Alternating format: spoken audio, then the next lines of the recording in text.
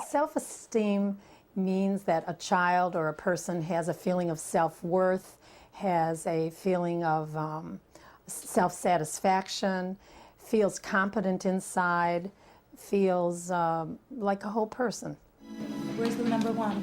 1 cup? Okay, where's 1/3? Experts say parents have the greatest influence over the self-esteem of their children for the first 6 years. When children start school, teachers and friends become increasingly important. Once they reach adolescence, peer groups begin playing a greater role. In general, the more positive a child's self-esteem is before the teen years, the easier it will be for them to do well and resist negative peer pressures, such as alcohol and drug abuse. So how can you ensure your child is prepared for the ups and downs of life? Experts say there are steps that can be taken to boost your child's self-esteem. Starting in the early months of life, show your child that he or she is important by responding promptly to your baby's physical and emotional needs. If a child's needs are satisfied whenever he or she cries to be fed, changed, or held, it builds a sense of trust. Every time Kristen cried, I always picked her up. I never let her cry. Show your child affection.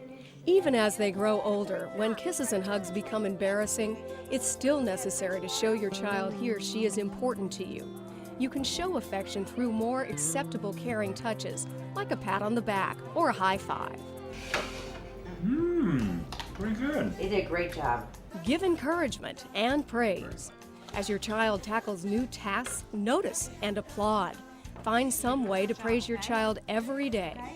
If a child brings home a beautiful little painting, and of that to you as an adult might not look like much, but the child is proud of it, you should frame it. Create situations where failure is unlikely by breaking down tasks into a series of easy steps. Whenever we're starting something new, what we begin with is something that they already know. For instance, if we're going to start reading a book that we know is going to be a little bit more difficult, we'll read a couple books first that he can just breeze right through. And we will also end that way.